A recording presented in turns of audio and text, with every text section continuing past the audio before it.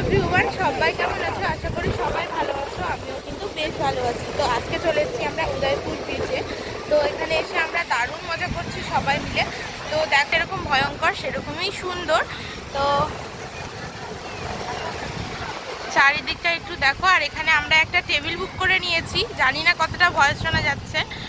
তো একটা table book করে নিয়েছি সবাই মিলে এখানে বসে আড্ডা মারার জন্য। আর এখানে দেখো তোমাদের আমাদের মাম্মামকে কেমন লাগছে সেটা কিন্তু জানিও। মাম্মা সবাই মিলে একসাথে দাঁড়িয়ে ডিসাইড করছিলাম যে মাছ খাবো না কাঁকড়া খাবো, সেটাই দেখার জন্য এখানে চলে এসেছি আমরা। গাইস, এই যে আমরা এখন দীঘার জলে পা ভিজাতে ভিজাতে খাওয়া দাওয়া করব। তো তোমরা আশা করি সবাই এসে এরকম খাওয়া দাওয়া করো। তো আমরা একটা দেখো হুক্কার কিন্তু ইয়েও নিয়ে নিয়েছি। আর এই যে পা ভিজাতে ভিজাতেই আমরা এখন খাওয়া দাওয়া করব। তার সাথে নিয়ে নিয়েছি এখানে কাঁকড়া। সবাই মিলে আমরা কিন্তু বেশ এনজয় করছি। আর মাম্মামকে এখনো ভিজায়নি, কারণ ও ভিজে গেলে ওর ঠান্ডা লেগে যাবে, তার কারণে। তো চলো সবাই মিলে এখন এনজয় করি। তো আমরা এখন উঠবো বোর্ডে, তার জন্য দেখো লাইফ জ্যাকেটটা কিন্তু আমাদেরকে পরিয়ে দিয়েছে। আর সবাই মিলে বেশ ভয় লাগছে, কিন্তু তাও এনজয় করছি, বেশ মজা করছি সবাই। প্রথম যখন পায়ে জল লাগছিল তখন মাম্মাম কিন্তু ভীষণ ভয় পেয়ে যাচ্ছিল, কিন্তু এখন জলে নামার পর দেখছি বেশ এনজয় করছে। আর ওকে নিয়ে বোর্ডে ওঠাটাও আমি বেশ ভয় পাচ্ছিলাম। সেই যে বোর্ড নিয়ে নিয়েছি, এটা করেই এখন আমরা যাবো সমুদ্রের একদম মাঝখানে। তো সমুদ্রের ভিউটা দেখো একদম কি সুন্দর লাগে। সবাই আমরা কিন্তু লাইফ জ্যাকেট পরে নিয়েছি।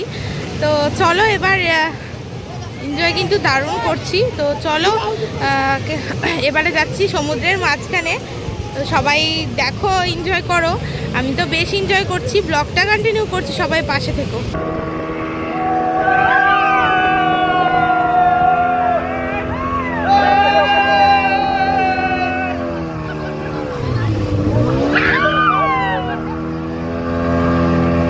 কতটা মজা করছি সেটা তো তোমরা দেখেই বুঝতে পারছো। ভয়ও লাগছে কিন্তু বেশ আনন্দ লাগছে।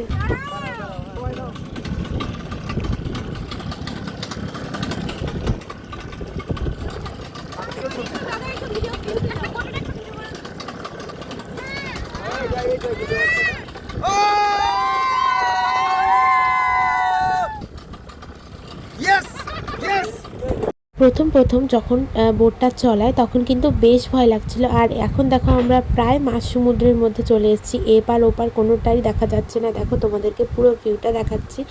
আর আনন্দ তো বেশ করছি, কিন্তু তার মধ্যেও ভয় লাগছিল। মাম্মা প্রথম একটু ভয় পাচ্ছিল, তার মধ্যে দেখো পরে ভয়টা ওর কেটে গেছিলো। আর এখানে দেখো যেই বোট চালাচ্ছিল দাদাটা, ওই দাদাটাই আমাদের ভিডিওগুলো শ্যুট করে দিয়েছিল। আর এখানে মাঝ সমুদ্রে এনে একটু দাঁড় করায় যে ফটো টটো তোলার জন্য। তোমরাও কে কে গিয়ে বোর্ডে উঠেছো কমেন্টসে জানিও।